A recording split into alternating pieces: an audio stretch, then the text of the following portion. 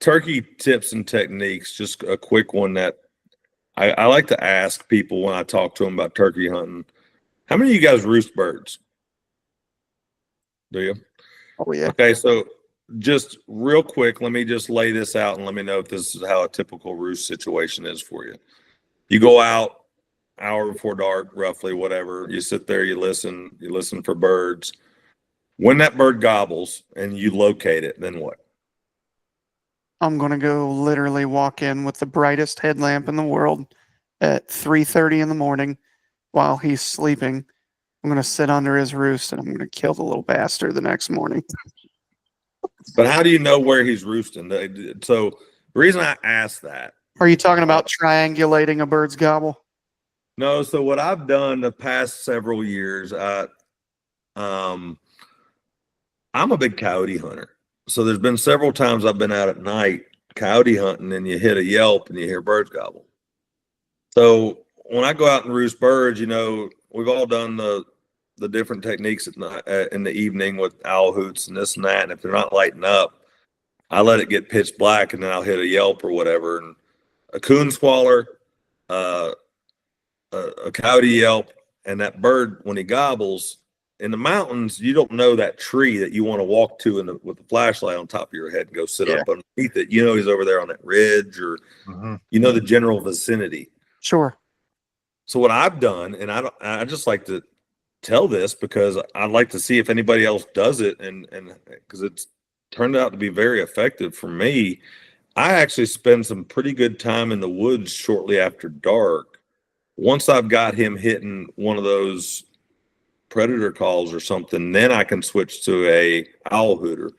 If I've got somebody with me, I'll leave you behind. You keep hitting it from where you're at, and I'm tracking in and I'm trying to figure out exactly where that bird's at. And that turned into last year. There's actually, I just posted one of those videos that my daughter killed a bird. And we had 7 fly down hunts last year that turned out to be kills, which was nice. Man, I tell you what, that excitement when you're that close to a roost, and I'll get close. I mean, I'm not going to go sit right up underneath him, but I'll get 30, 40 yards if I can and sit down. Typically, if I've gotten closer than that, my luck just isn't there in the morning. I don't know what I'm doing wrong, but it doesn't work out. And I just didn't know if anybody else uses that kind of roosting technique. That's pretty intelligent, really. Yeah. It's because I've heard of some guys will try and roost a bird in the evening, and then they hear him gobble and feel like that's where he's roosting, and then they'll go back the next morning, and then he's actually like shifted a little further one way or anher, and he's not exactly where he thought they were.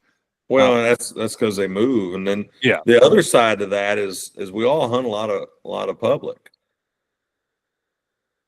Would you rather get that bird fired up at 9 o'clock at night or at 6 o'clock in the morning? Right. Yeah. Right. Yep. 9 at night. So that is the main thought to me is now, and then there again in the mornings, I haven't had the best luck. If I don't know where the turkeys are roosted, I'm a very early caller. I'll start on a purr pot or something, and I'll purr pretty early. I've had the mentality of I want to be the first thought that goes through that gobbler's mind this morning, because he's not going to forget I'm here, and it seems to work unless I'm right uptight on him, and then I'm kind of, when I've done that uptight, I've never had very good success. So I've kind of changed that to when I get in tight, I'm letting him do some talking and flying down before I'm calling. Mm-hmm. Mm-hmm. I'll send you my hunt from last year. It was unreal, literally like directly overhead, but offset behind me, like 30 feet up in a tree. He's I hear, at like 5:45 in the morning. I'm like, is that one spitting on a limb this early? And I kept hearing it, and then all of a sudden just scared the dog shit out of me. Just let one ring out, and there's like 5 gobblers roosted, within 30 yards of each other. So what was your technique that you used?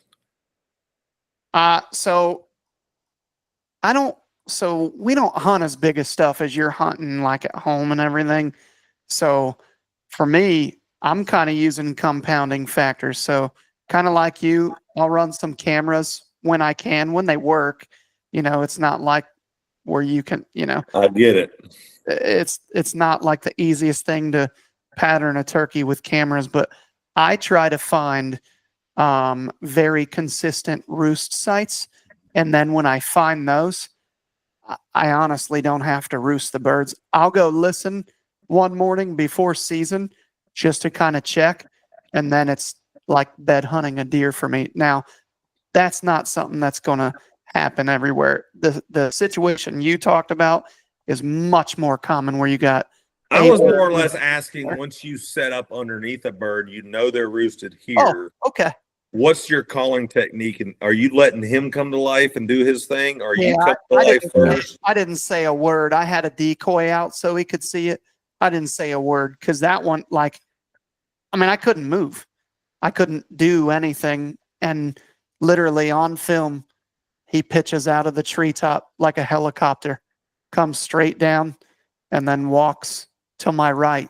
And of course, gets just out of frame. And I shot him at 13 steps or something stupid. That sounds almost identical to that one that Presley had last year that she killed that I just posted. Same kind of situation. But I was wondering because I've found when I'm silent in a roost, I'm having better luck. And that's why I was asking that. If you're fortunate enough to get that close in the morning. Yeah, the tighter you are, which I think it's easy to get close. I learned this on accident. That was public too. We do a lot of public. I learned on public. We went to a spot where I'd had some luck with some buddies before, and there were 4 of us sitting there cutting up, whispering, of course, but we're just telling stupid jokes, dying, laughing, making more noise than we should. Shit, we had 3 birds sub 100 yards roosted. We had one at 60, one at 80, and another at about 65, 70 yards roosted. Buddy shot and missed one, and I thought, damn, we had our phones on all morning long, lights, walked in with headlamps. How do we get this close to all these birds? Plus a bunch of hens. So we started doing that, but we just get it. When I say we're set up at 4 o'clock in the morning sipping coffee.